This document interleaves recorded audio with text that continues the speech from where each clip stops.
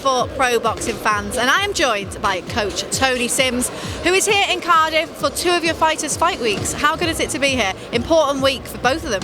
Yeah, it's great to be back in Cardiff, and the last time I was here, Joe Cordina had that sensational win for the world title, and I love the atmosphere in Cardiff. It's a proper boxing town. The people love the boxing, and the arenas, the Motor Point Arena is like a fantastic place to fight, and I'm sure come Saturday the atmosphere is going to be brilliant.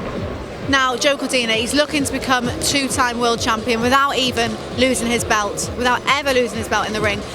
How difficult has the process of this fight coming about? He had to go and watch Rakhimov win the title, win what he believes is his title. How difficult has this process been, and the fact that we're back in Cardiff, and how good is it that he's getting a chance to win it back in his hometown? Yeah, it's very difficult in the beginning because obviously, Joe got stripped of his title prematurely, I believe, and a lot of champions have had the chance to get heal. If they get injured, they've had a chance to heal even up to a year. So it was I felt it was a bit unfair at the time, but he's got his opportunity. Matchroom delivered to get him the first shot at the title, so he's got a chance to regain it on Saturday night. And Rakhimov's unbeaten as well, so they're like two unbeaten world champions going in the ring, and it's going to be a big night. Does he thrive on? He's going in as the challenger again. We saw what he did last time he went into a world title fight as the challenger. We saw what he did to Agawa. Do you think we're going to see the same thing on Saturday night? Yeah, I think that's a good question. I think in his mind, he believes he's still the world champion. Obviously as well, he's got that challenger's attitude as well, where he wants to regain it. So it's a good question. Yeah, because he said many a time he still sees himself as the world champion. He believes it's his belt. What does a win on Saturday do for his legacy and going forwards for Joe Cordina? It's massive for his legacy because he becomes a two-time world champion.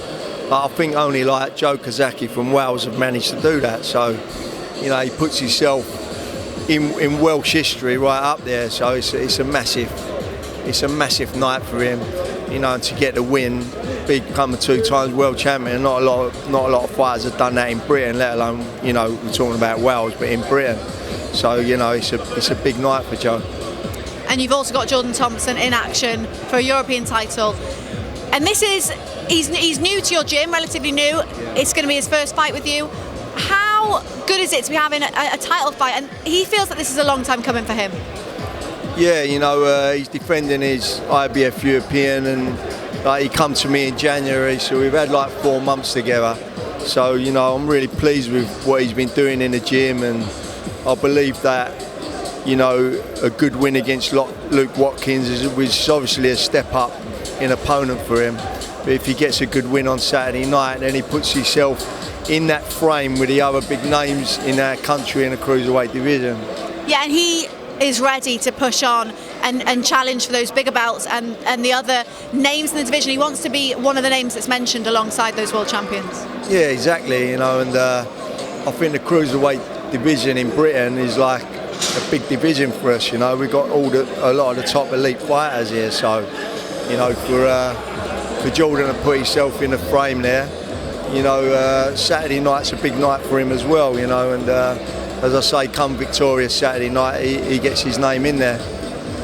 Another fighter of yours who's got a big fight coming up, John Ryder against Canelo. How are preparations going there? What are you seeing in John in preparations for this huge fight? Yeah, preparations have gone really well. John's in great condition. He's had a great year last year. He's probably had his best ever year, beating Danny Jacobs and stopping Zach Parker. And as I was saying earlier in an early interview, Canelo probably had his worst year last year. So, he's coming into this fight with confidence. He's got himself in brilliant condition. We fly out Sunday. So, I'm looking forward to it. And any news on Conor Benn? He's popping up in the media a lot at the moment. There was talk of his return fight in June. What is the latest with that? Yeah, like I was saying earlier, obviously the main thing at the moment is Conor Benn's got to get licensed before he can talk about fighting, and that's his main objective for the minute, is to get licensed. So are you just waiting on sort of results back from inquiries? Is that what the stage we're at?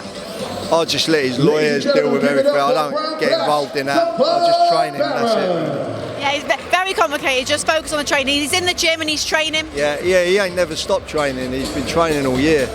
So he's never stopped training, and you know, hopefully he gets a licence sorted out so he can fight, because inactivity for a fighter, especially a young fighter, is no good. You know, and it's getting to the stage now where he's been out of the ring for like 14, 15 months and he needs to fight. So we'll just see anyway. Well, thank you for your time and best of luck for this fight week and this weekend. Thanks, Ali. Appreciate it. Thanks.